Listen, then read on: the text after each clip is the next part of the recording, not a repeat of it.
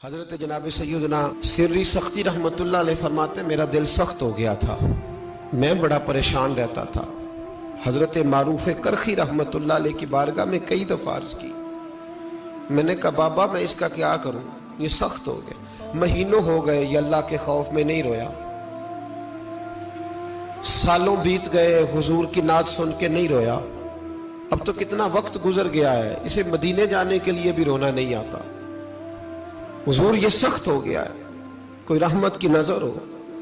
خشکی سی آ گئی ہے، عجیب سی میل چڑھ گئی ہے۔ فرماتے کئی دفعہ میں نے خواہش کا اظہار کیا، ایک دن نا عید کا دن تھا تو حضرت معروف کرخی نے ایک چھوٹا سا بچہ انگلی کے ساتھ لگایا ہوا تھا، تو حضرت آ رہے تھے تو میں نے کہا حضور آپ کدھر سے آ رہے ہیں،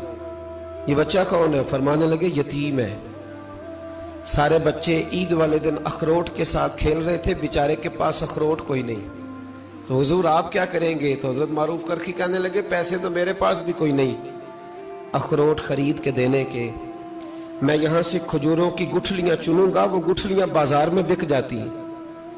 میں یہ گلیوں سے گٹھلیاں چنوں گا اور چن کے میں نے کہیں بیچوں گا، اور جب میں انہیں بیچوں گا تو پھر یتیم کے لیے 2-4 اخروٹ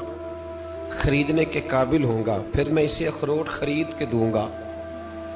پتہ نہیں کہاں کی بات سنا رہا ہوں میں آپ کو، اور پتہ نہیں کہاں کا ذکر کر رہے ہیں بابا جی۔ بچہ یتیم ہے، بچے اخروٹ سے کھیل رہے تھے، اس کے پاس اخروٹ کوئی نہیں۔ بابا آج کا پیر تو معرفت کی بات کرتا ہے، تو یتیم کے لیے گٹھلیاں چننے چلا ہے۔ آج کا پیر تو کہتا ہے میں اسی والے کمرے میں بیٹھ کے تمہیں بڑا عرش کے اعلیٰ کی بات بتاؤں گا، یتیم کے لیے گٹھلیاں چننا، مدرسے کے طلباء کی نوکری کرنا، یتیموں کا، غریبوں کا، ان مجبوروں کا خیال کرنا، یہ تو رواج ہی نہیں ہے آج کا۔ بابا تو کیا کہانی سنا رہا ہے؟ تو حضرت معروف کرخی کہنے لگے گٹھلیاں چنوں گا، پھر انہیں بیچوں گا، پھر جب کچھ پیسے ملیں گے نا تو میں اسے اخروٹ خرید کے دوں گا، اور فرمانے لگے جب یہ اخروٹ سے کھیل کر ہنسے گا نا تو اللہ میرے دل کو سکون عطا فرمائے گا۔ میں گٹھلیاں چننے جا رہا ہوں، میں مزدوری کرنے، تیری تلاش میں پھرا میں جنگل، پہاڑ اور دشت میں۔ تو حضرت سری سختی فرماتے ہیں میرے گھر میں پیسے تھے، میں نے کہا حضور اگر یہ نوکری مجھے مل جائے تو میں غلام جو ہوا، اگر مجھے دے دے یہ نوکری تو میں نہ کر لوں؟ فرمانے لگے تو کر لے۔ فرماتے میں اس یتیم کو پہلے گھر لے گیا، وہاں سے میں نے پیسے لیے، پھر بازار لے گیا، کپڑے خریدے، اس کے لیے ٹوپی خریدی، پھر میں نے اسے 2 کھجوریں کھلائیں، پھر اخروٹ خرید کے دیے۔ حضرت سیدنا معروف کرخی کہتے ہیں اس کو میں نے چیزیں دے کے نا، وہ بچہ تھا، بچے ہی ہوتے ہیں، میں نے جب اسے اخروٹ دیے تو وہ دوڑنے لگا، میں بھی ہلکا ہلکا پیچھے چلنے لگا۔ فرماتے ہیں وہ جا کے بچوں کے گروہ میں مل گیا، وہاں درجنوں 20 بچے کھیل رہے تھے، وہ مل گیا، وہ کھیلتا رہا۔ آپ فرماتے ہیں لوگوں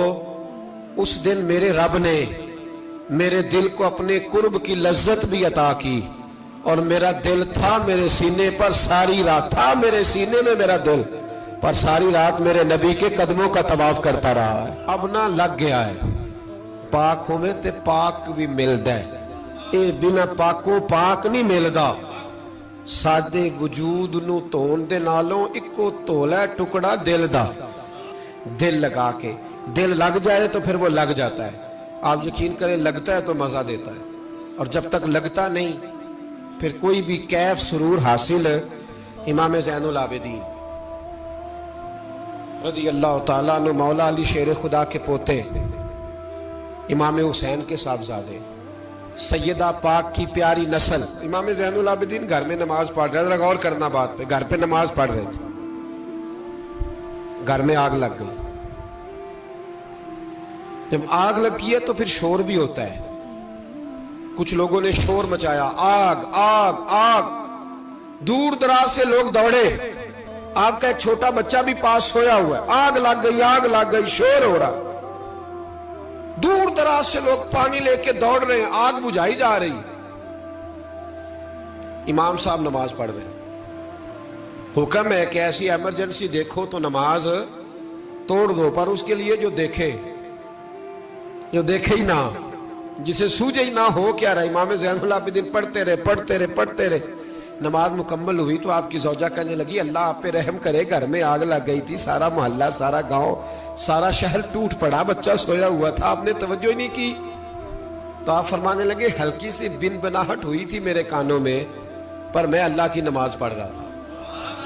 پر میں اپنے رب کی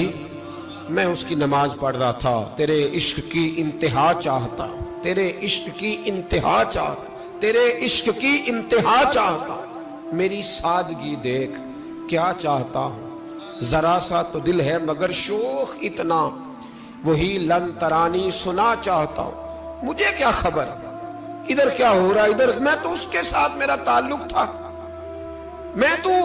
اللہ کی بارگاہ میں حاضر تھا، مجھے کیا پتا۔ بی بی کہنے لگی آگ لگ گئی تھی، تو فرمانے لگے بھلی مانس چپ کر،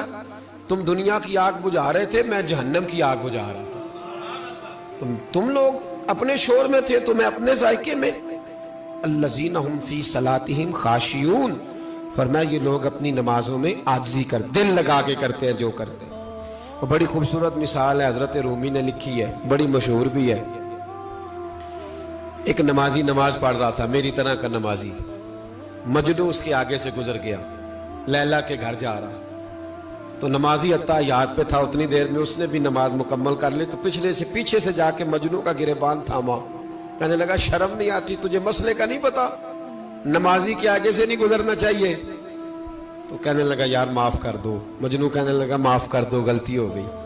حالانکہ شہزادہ تھا، پر معافیاں کیوں مانگ رہا ہے؟ اس لیے کہ کسی سے دل جو لگ گیا ہے، عاجزی آ گئی، ان کے چل یار معاف کر دے، تیری مہربانی، نمازی ناراض نہ ہو جائے، نمازی بڑے ڈاڈے ہوتے ہیں، کئی دفعہ بڑے سخت ہوتے ہیں، نمازی تھا بڑا پکا، تو وہ کہنے لگا نہیں، نماز خراب کر دی تو نے، تجھے پتہ نہیں آگے سے نہیں گزرنا چاہیے، اور ویسے بھی زمانے کا رواج ہے، جو معافی مانگ لے لوگ سمجھتے ہیں بزدل ہے، یہ بھی بڑا مسئلہ ہے، آپ تھوڑا سا کہہ دیں کہ جب دیکھی جائے گی جو ہوگی، لوگ سمجھتے ہیں نہیں ہے دم کم، معافی مانگ لے سامنے والا بگڑ جاتا ہے، الا ماشاءاللہ، لیکن اس کا مطلب یہ نہیں کہ ہم معذرت کرنی چھوڑ دیں، وہ اگر بری عادت پہ ہے تو ہم نے اپنی اچھی عادت کو قائم رکھنا ہے، تو کہا جناب معاف کر دے، تو نمازی کہنے لگا نہیں تجھے عقل نہیں ہے، نمازی کے آگے سے نہیں گزرنا چاہیے، پھر مجنون نے بڑی بات کر دی، پھر ایک عاشق نے عاشقوں والا جملہ بولا، پھر ایک محبت کرنے والے نے بڑی بات کی، کہنے لگا یار نمازی میں تو معافی مانگ رہا ہوں تو نہیں دے رہا، چل ایک سوال کا جواب ہی دے دے کہ میں تو عورت کے عشق میں جا رہا تھا، مجھے تو نظر نہیں آیا کہ تو نماز پڑھ رہا ہے، میں تو بی بی کے عشق میں تھا، مجھے تو نظر نہیں آیا، تو بتا تو رب کے عشق میں تھا، تو مجھے کیسے دیکھ رہا تھا، میں تجھے کیسے نظر آیا، حالانکہ تو اللہ کے عشق میں کھڑا تھا، مالک حقیقی کی محبت میں تیری میرے اوپر نظر کیسے پڑ گئی، میں تو عورت کے عشق میں تھا۔ اب نمازی صاحب شرمندہ ہو گئے،